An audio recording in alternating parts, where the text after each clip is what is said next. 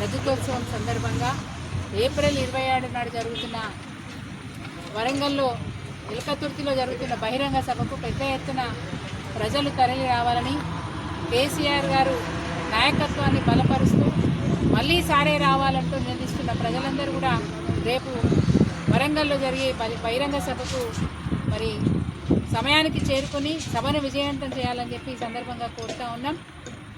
తెలంగాణ రాష్ట్రాన్ని సాధించిన కేసీఆర్ గారు తెలంగాణ అభివృద్ధిని కూడా చాలా గొప్పగా చేసినారు.